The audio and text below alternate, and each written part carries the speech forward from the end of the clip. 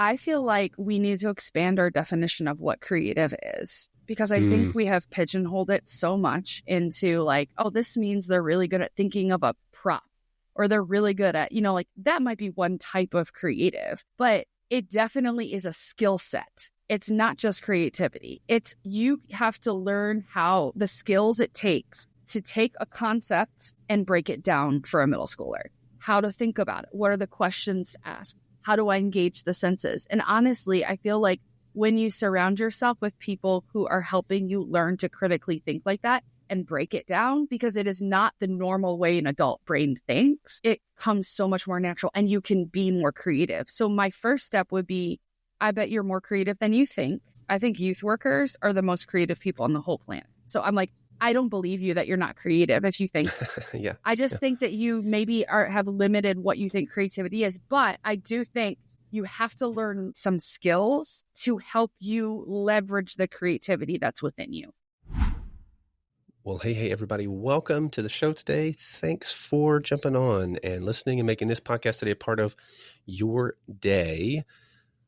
Good one ahead. Great episode. If your first episode is this episode, you picked a great one to start. Pumped to talk about a topic that maybe goes a bit underserved, ironically, in student ministry, and that is, what does it mean to effectively communicate with middle schoolers? And so a great episode ahead, whether you serve middle school ministry exclusively in your role, whether it's just included across your responsibilities, your role, just some really good, helpful, practical takeaways for you in this episode. So you're going to want to make sure that you've got a notepad nearby to take some notes, because we're walking through all things middle school today. Hey, if you're not on the mailing list, make sure you head over to longerhaul.com, jump on the email list there with a few thousand other youth workers and youth pastors, youth ministers. Of course, make sure you're subscribed and following the show wherever you're listening. And I'd love to have you join the Facebook group over on the Facebook. All the links that we have and that we mentioned today will be for you over at thelongerhaul.com/episode 147. It's thelongerhaul.com/episode 147. And so you're going to make sure to head over there to check those out. So with all that said and all that out of the way, let's jump in here today and tackle communicating with middle schoolers. Welcome to the Longer Haul Youth Ministry Podcast, helping you survive and thrive in youth ministry. And now, here's your host, Jody Livingston.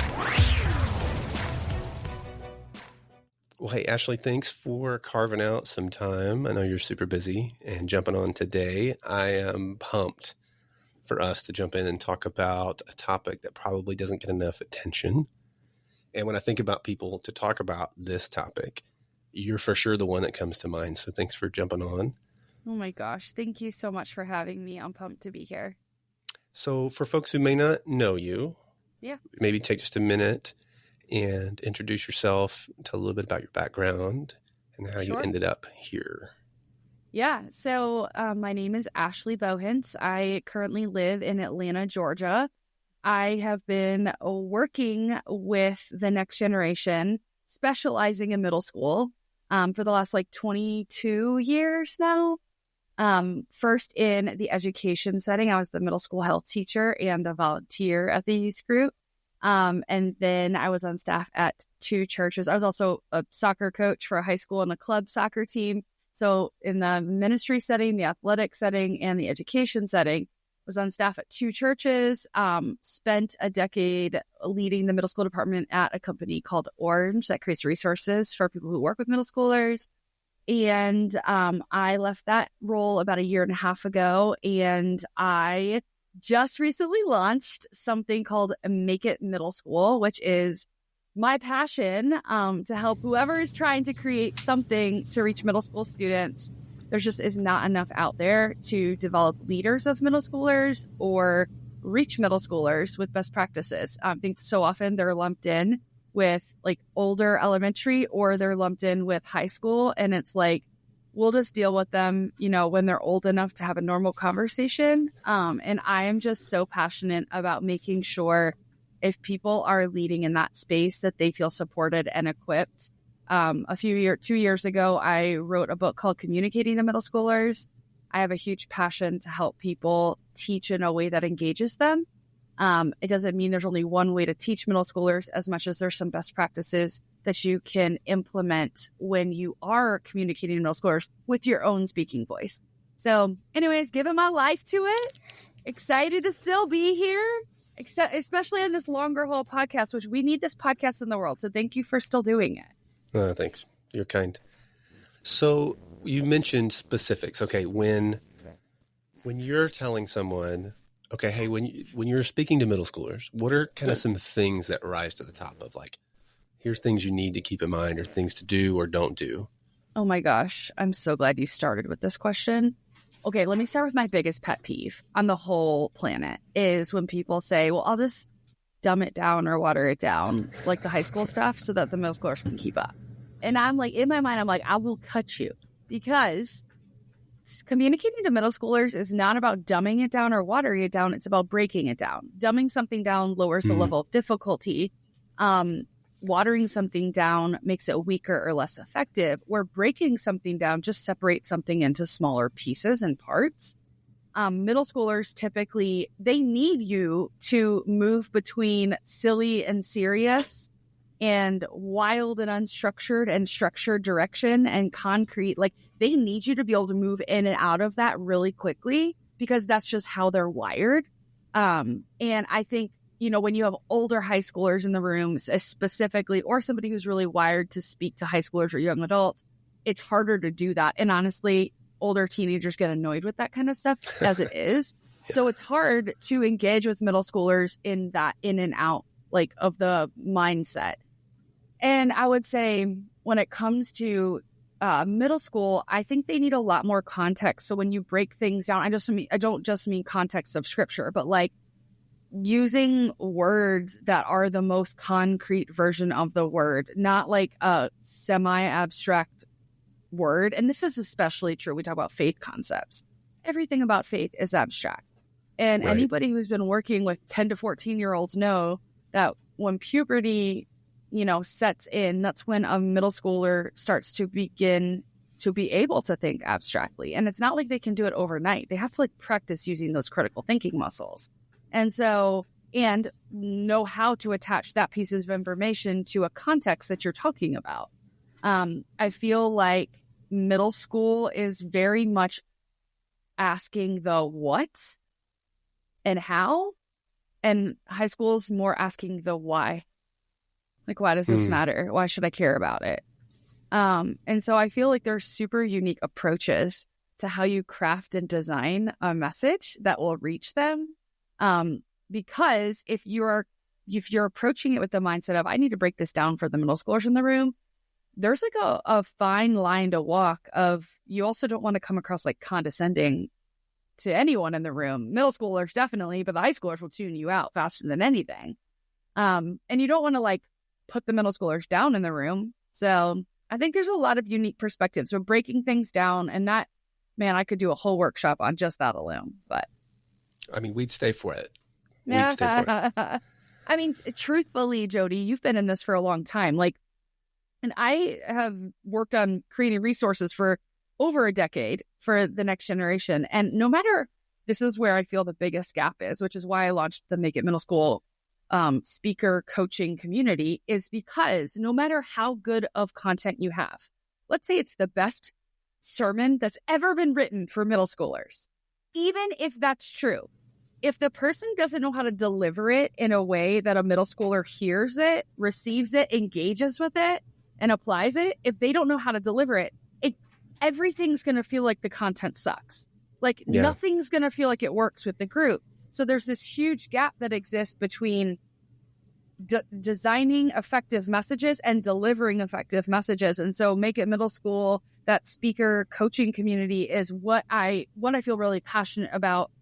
Okay, not just how do I become the best communicator in them, how do I engage middle schoolers with this topic with my wiring? Yeah. So, I hear people say a lot, okay, if you're teaching middle school or junior high, you need to be singular on your point. You can't be too broad, or you can't have 3 points to your message. You've got to, what are your thoughts on that? Mm-hmm. I mean, I know this is a super debated thing, but I always think that 1 point talked about in a few different ways and angles will always be more effective than 3 points. They're only going to remember the funniest story you tell anyways, or the last thing that you said. So if you really want them to get that point, it doesn't mean it can't be deep. It can be super deep. You just have to break it down. And so when you look at the science of learning and you see how much margin they have in their working memory to learn a new concept, because anytime information is put out there for a middle schooler to grasp, they have to understand the words you're saying, the context you're saying it in, and what that has to do with something else in their life that they've learned, which is why the rabbit trails happen all the time in middle school. That's what's happening in their brains, which is actually a really beautiful thing. And you have a lot more grace for them when you understand what they're doing. Their brain is trying to reach back into their memory and attach it, that new piece of information, to something, or else it's going to be gone. They actually have to do that to remember it. And so what they do is, like, you say something about a farm and they're like, I babysat chickens on a farm one time. And you're like, what are we talking about right now? Like, it's because their brain is trying to find something to attach it to. And so when it comes to teaching 1 point, I feel like if you really believe that that's an important thing for a middle schooler to know, then give all of your heart and energy into making that 1 point, maybe 3 different ways. Because the more you can engage their senses, the more you can engage different learning styles around that 1 point, the better chance they have of retaining that information. So I feel like as you get older, you might be able to talk about 3 points, but I would say in a brain that is restructuring so rapidly during puberty, I think they have a very finite amount of working memory that is able to absorb new information. Other than that, and the message that we're communicating is way too important for us to miss that. I think if you don't pay attention to developmentally what's happening, they'll miss everything you're teaching them. Yeah, that's good. What about, so I can just imagine somebody listening right now and they're going, okay, I'm just not creative enough to really engage with middle schoolers. Is that a necessary trait to be creative to engage with middle schoolers well? I love that question, actually. I feel like we need to expand our definition of what creative is, because I think we have pigeonholed it so much into this means they're really good at thinking of a prop, or they're really good at, that might be one type of creative, but it definitely is a skill set. It's not just creativity. You have to learn how the skills it takes to take a concept and break it down for a middle schooler. How to think about it. What are the questions to ask? How do I engage the senses? And honestly, I feel like when you surround yourself with people who are helping you learn to critically think like that and break it down, because it is not the normal way an adult brain thinks, it comes so much more natural and you can be more creative. So my first step would be, I bet you're more creative than you think. I think youth workers are the most creative people on the whole planet. So I'm like, I don't believe you that you're not creative if you think. I just think that you maybe have limited what you think creativity is. But I do think you have to learn some skills to help you leverage the creativity that's within you. And once you understand some of those skills, I feel like your creativity bursts open. And all of a sudden, and by the way, it's not like, you also have to know your context. So something that might work for me and my wiring in Georgia might not work in Southern California for your wire, Right. And so learning that and understanding how other people engage the age group is so, so important. For me, both of my degrees are in education. And a huge part of somebody who has an education degree is going and observing other communicators and learning from them and I can't tell you how many times I had to observe someone and I'm like, that was wild. That would never work for me. I'm fascinated that just worked for them. Or do they know that didn't work for them? Or I want to try that. I feel very challenged and inspired by that.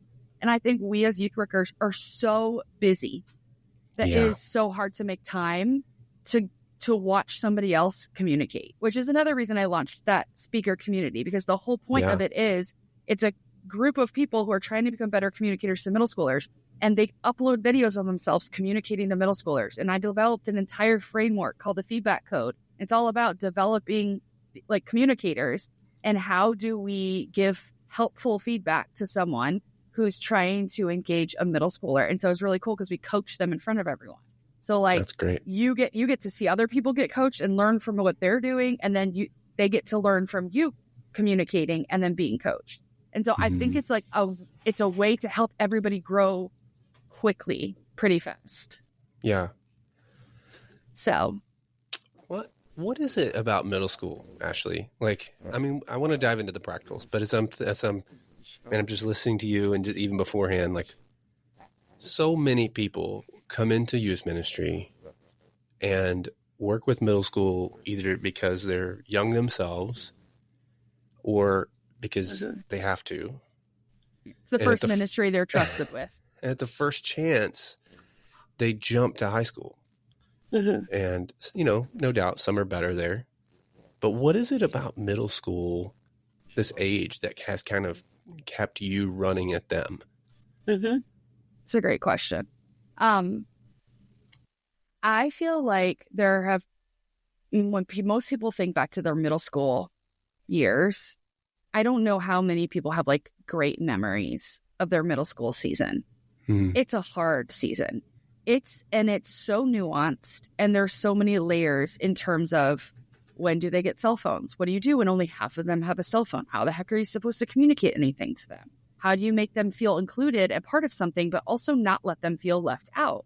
How do you show up for the kids who are allowed on TikTok and not show up for the kids who aren't allowed to have social media, and we're making it harder for their parents? Like just the complexity of that alone, let alone, can you talk to 12-year-olds about sex without their parents' permission? It feels like we should include the parent in that. That feels a lot more complicated. Easier to talk to a 15-year-old about it when the parent's like, go ahead, talk about it with my kid because they're not listening to anything I'm saying anymore. So like, right. To me, I'm like, it is a complex season of life for a kid. And it's a hard area to lead in because it can feel like everybody is, I mean, we know we can never make everybody happy, but especially in that phase, it's complicated because it's not just one answer. It's never a cookie cutter answer.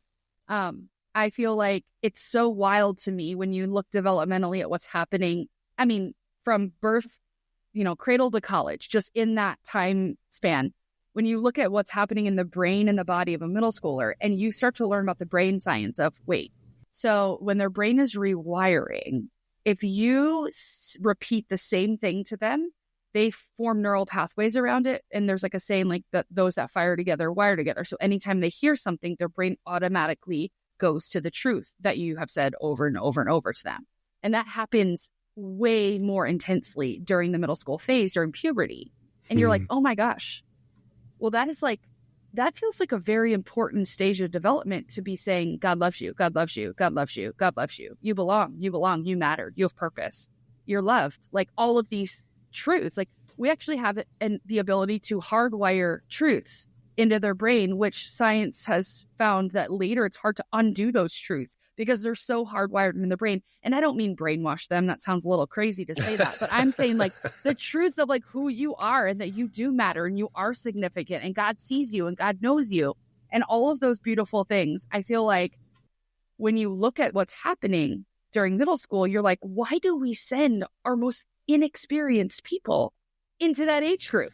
Like if this was the military and there was a break in the wall, you don't send your newest soldiers, you send your like special ops. Like you send your most skilled professionals to go and block that break in the wall and secure the break in the wall. And I'm like, when you see, I have chills talking about this, and I will literally shout this from the rooftop because I'm like, I picked middle school. I'm certified K through 12 with both of my degrees. I could teach any age that I want. And I have experience teaching all the age groups. I picked middle school because I was like, if I'm going to invest my life in this, I want to invest in the age group where I am getting the most return on investment. Like I know I am making the biggest impact, and I'm not at all trying to put down any other age group. Every single age group matters so much. Like it's so critical. And I could get on a soapbox about why each of them matters so deeply. But I want to see a generation of youth workers land in the middle school space and not just use it as a stepping stone to something else. And I think part of the reason it never feels like a landing spot is because there just aren't a lot of people who've stayed in it for the long haul. There aren't a lot of people who are creating resources or waving the flag. And so I communicate and travel and speak and work with, college age ministries and high school and preteen and all that, family ministries in general. But I give my platform to the middle school space because there just aren't a lot of people doing that. And I want to be a person who does that. I love that.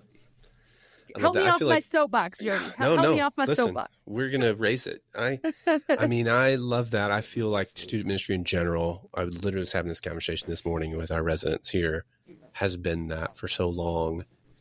Like, oh, we'll just put you here because you're young and you can hang out with them. And I regularly challenge here, like we're dealing with things on the student ministry level that our adult ministry folks aren't even processing right now. Like I'm navigating with our student team and volunteers challenges that I would never have imagined to exist 25 years ago when we started this thing. And it's not just high school. It's coming at our middle school kids. It's going younger and younger.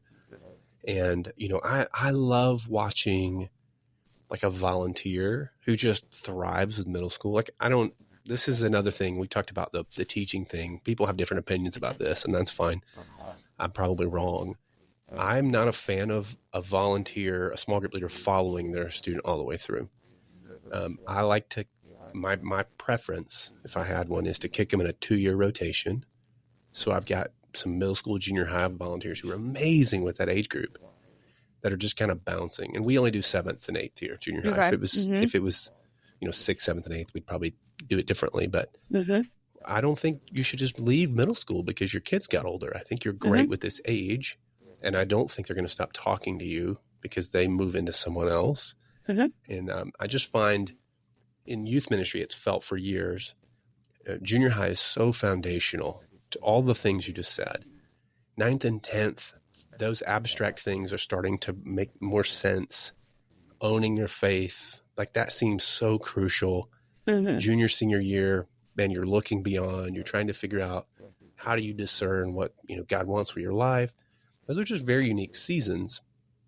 And I found that small group leaders usually thrive in some of those seasons better than others.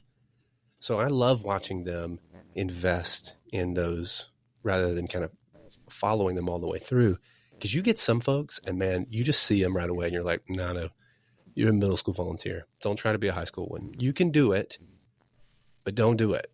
Just stay right here. This is your lane. I totally agree with you, Jody. I love that you said that. Well, one, like we need to put a lot of adults in the life of a kid and teenager. And when we follow them all the way through, I think we limit their influence to 1 or 2 lived experiences. And that is a lot of weight because especially as you look around and how decentralized culture is, like you don't have to live in the same town that you attend church. You don't have to live in the same town that you work. Like people move all over the place more than ever before. So to me, like to ensure that there's a team of adults around a kid or a teenager, then we can't assume that one person is going to stay there for their whole life. I've lived in 3 different states. I'm so grateful there were other people in the lives of my kids when I left, so they didn't feel abandoned. And so I would say, yes, that. And then also I'm agreeing with you on there are just some people who are wired for middle school and some people who are wired for the high school phases. Like I feel like the number one thing I look for in a middle school volunteer is someone who is part of the hype crew, who is on the hype team. Because if you make a middle schooler feel like you think they're the coolest thing in the world and you're excited about what they're learning about, what they're telling you about. If you have someone who can be on their hype team, it doesn't mean they have to be extroverted. It doesn't mean they have to be loud. But if somebody's wired that way, that's a great middle school volunteer because that middle schooler will love them, listen to them, and want to show up for them because they feel like that person thinks they're great. For high school, I love that you said that. I love that you said they don't have to be an extrovert because I think that is the other thing that I often hear is like, oh, I have to be crazy and really young. And I mean, I remember maybe a couple months ago, I'm standing in the back of one of our spaces just watching the service. It's kind of our large group for our junior high service. And I watched 2 junior high boys, 7th graders. I swear they get smaller every year. Right. And they walk in, immediately spot their small group leader, who is probably in his 50s. This guy has not been cool for a long time. And he looks around, he sees them. They come right over to him. He moves, big hugs, and they sit, they're standing in the room in the back together. And I thought, man, what a gift that those boys are getting. And I don't even think that small group leader understands. I mean, I could tell him a million times, but the impact he's making just 100%. By showing up, making those kids feel like there's no place in the world he'd rather be than right there with them. And the beautiful thing, and I tell people this often, when we were in Atlanta, we had a lot of students who would come because that's what they did on Wednesday night. Cultural here.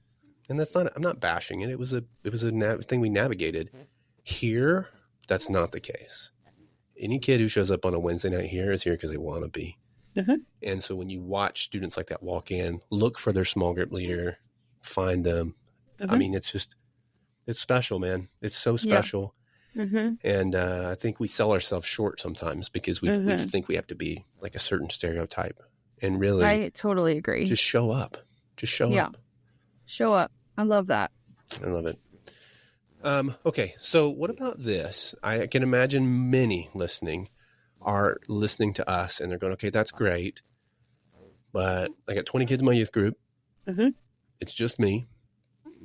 I can't split them, can't separate. I'm teaching to, everybody who'll come, and then some. Probably still have college students hanging around because there's no college ministry, and so by default, you're now, pseudo college person as well. How do you teach effectively in a mixed company like that across the ages? Like, what are some helpful tips to carry that? Because that's a really hard age span to teach to. It really is. Man, am I a different person when I was 11 and then when I was 18. Thank God. Yeah. Thank God. Yeah. So I know that most people are probably in that group of people who have some type of combined environment, shared people power, shared space, shared budget, all of the things. And I totally understand it. And I would say you probably have the hardest job on the whole planet because you have to prepare for both. Now, I will say 95% of the youth leaders I have met in my 22 years lean high school. Yeah, I agree with that. They just naturally lean high school. And you know what? That's okay. Like anyone who's like, I love them equally. I'm like, you are lying to yourself. Like, I appreciate you trying to show up for both teams here, but like, I just don't think that's true. I think everybody leans one way or another. And I think that's okay. But I wish there was a cookie cutter answer to this. But what I would say is I have questions. I want to know how many of the 20 kids are middle school and how many of them are high school. If you're telling me 15 of them are middle school and 5 of them are high school, oh man, would I be putting all of my energy into mobilizing those high schoolers to help lead the ministry with me, not do a ministry for them?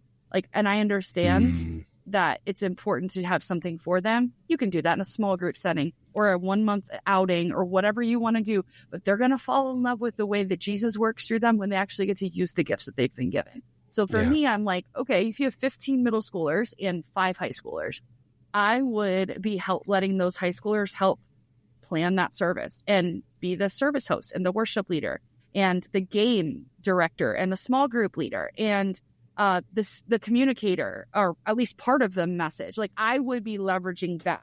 That's how I would do it. If you're telling me the group of 20 is 10 and 10, then I would, if I was the communicator, because most people lean towards high school, because most people lean towards high school, they only get ready for high schoolers in the room. And they're like, well, the middle schoolers will think this is cool. So it's fine.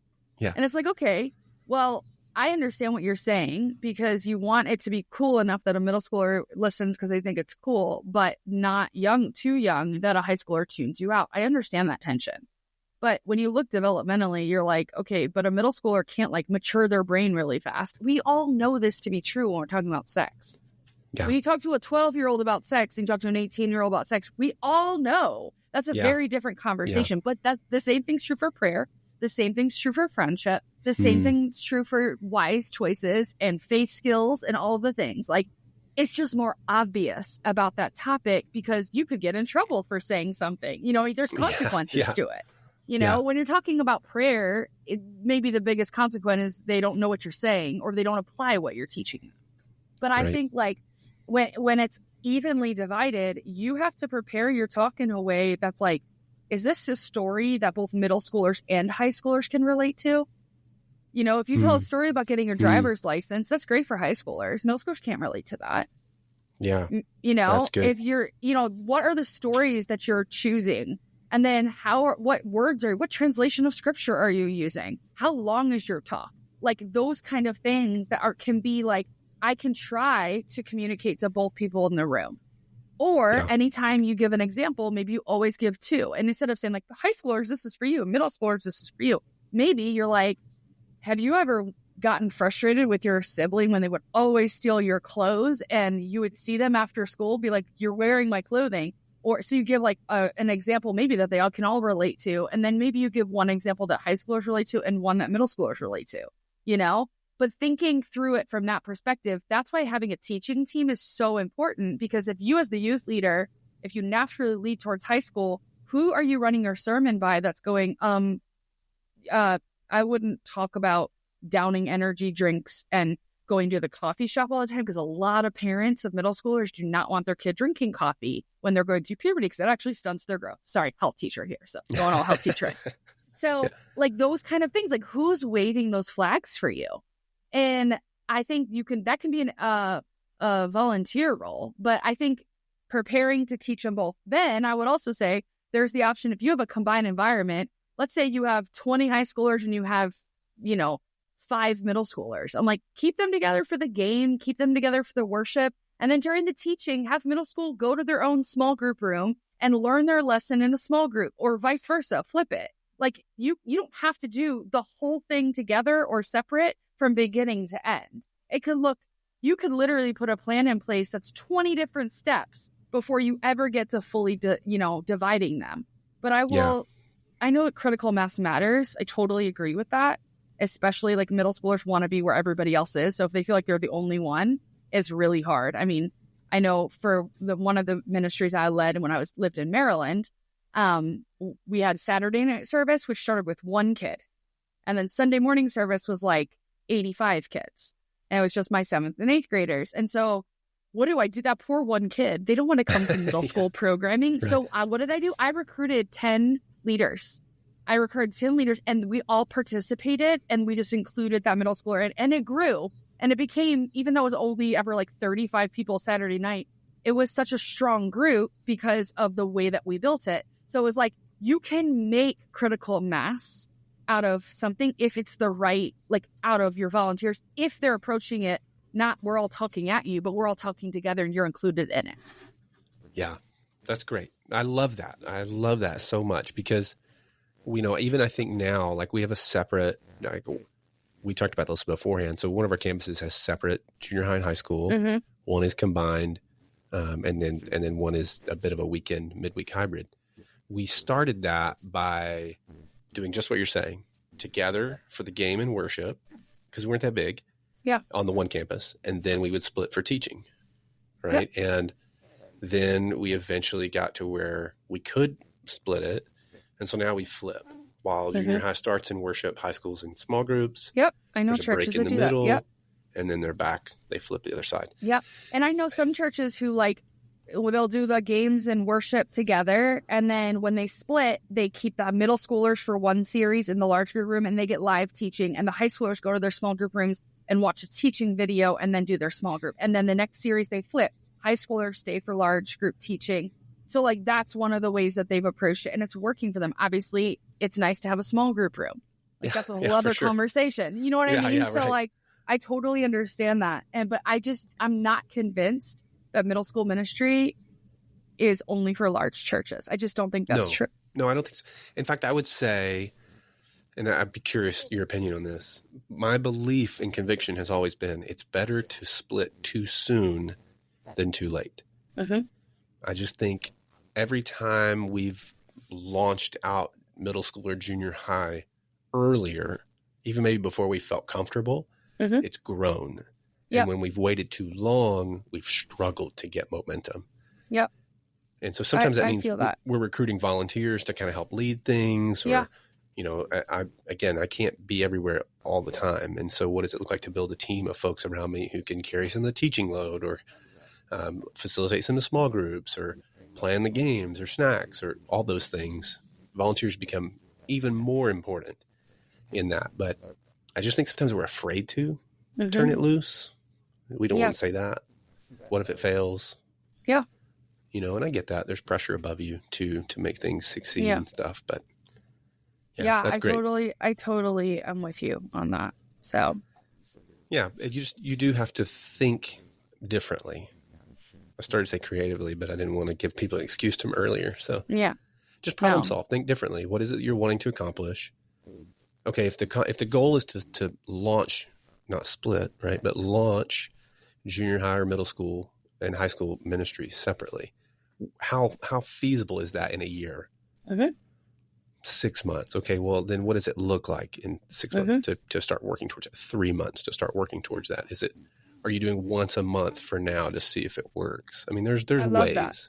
I love the way you're thinking about that. It's like, it's not just like I'm making this decision and in 4 weeks we're changing. It should be like a whole year-long strategy that you're putting in place, because it all matters. And in my experience, I don't know, Jody, what you think about this, but like when you do split, if you have a combined environment, your younger students and their families are more likely to participate, because I can't tell you how many middle schoolers weren't allowed to come to summer camp because it was a bunch of high schoolers at camp, but they didn't want their rising sixth grader at camp with 18-year-olds. And I'm like, I totally get that. Like, the kid's never been away from home, let alone for 5 days at camp with high schoolers. Like, I totally get that. So you may be surprised in a good way of how much more engagement you'll have.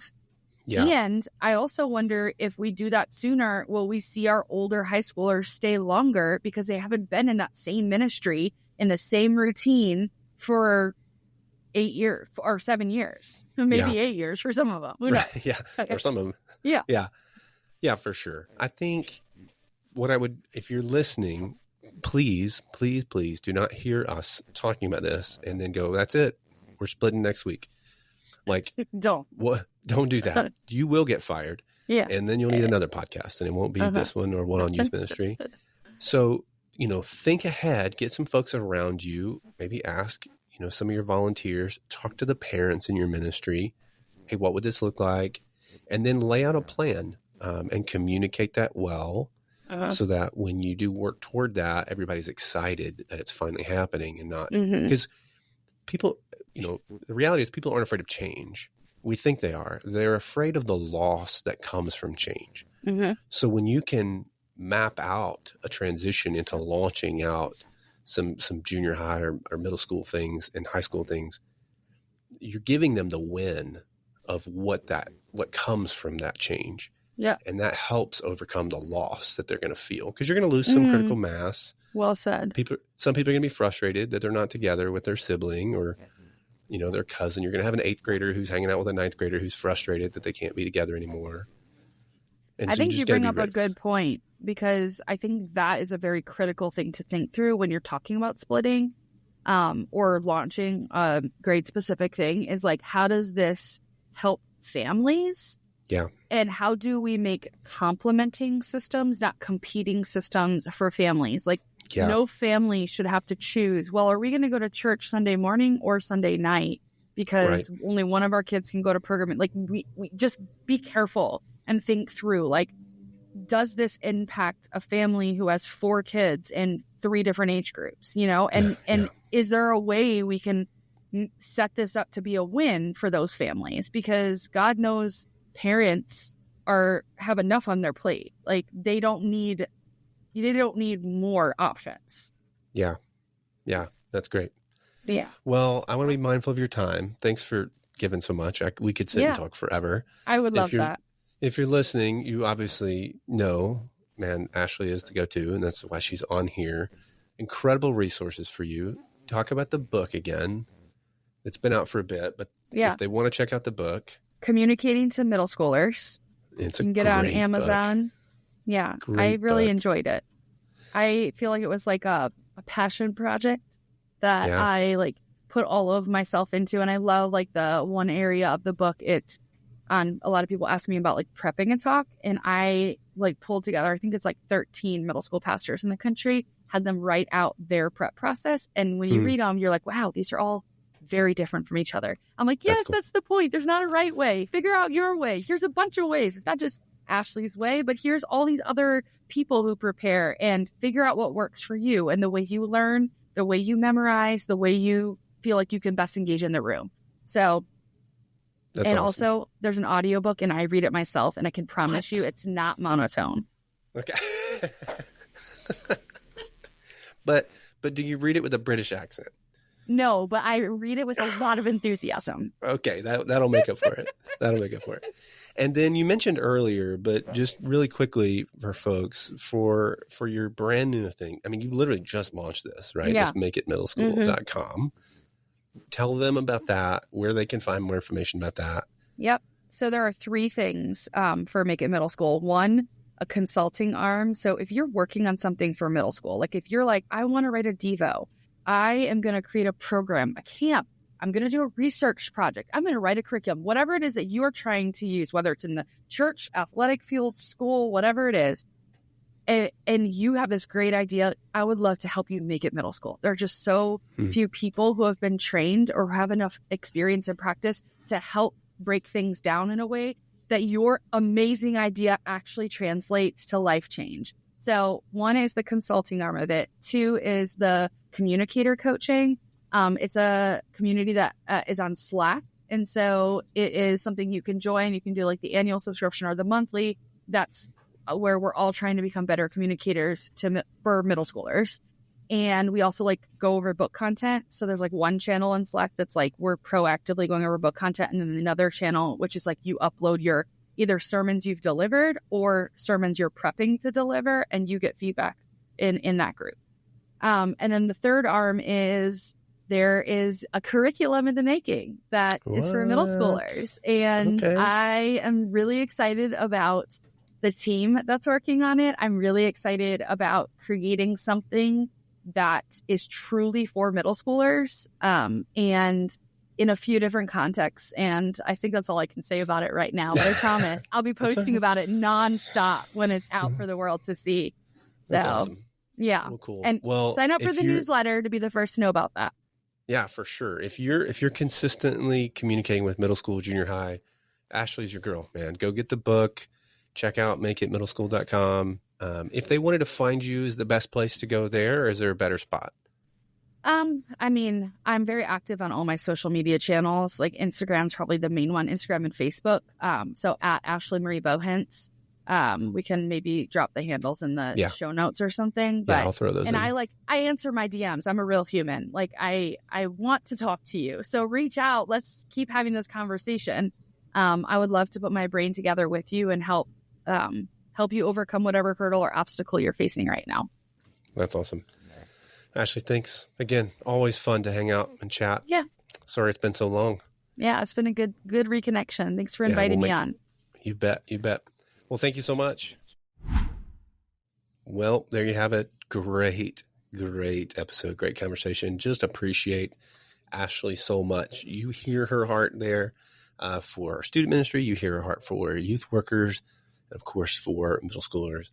I hope you'll go check out makeitmiddleschool.com as well as the book there. Make sure you connect with her beyond this. She is an incredible resource for you as you are trying to discern and navigate what it looks like to minister to middle schoolers and communicate with them more effectively. And so anyway, thank you for that. Thanks for tuning in today. Thanks for what you do, for running at this generation that everybody else seems to run from. We will catch you in the next episode. Thanks for listening to the Longer Haul Youth Ministry Podcast. Before you go, hit that subscribe button to keep these conversations coming. For notes, resources, and to join our community, swing by thelongerhaul.com. Stay encouraged. Keep making a difference. And remember, we're in this for the longer haul. Catch you on the next episode.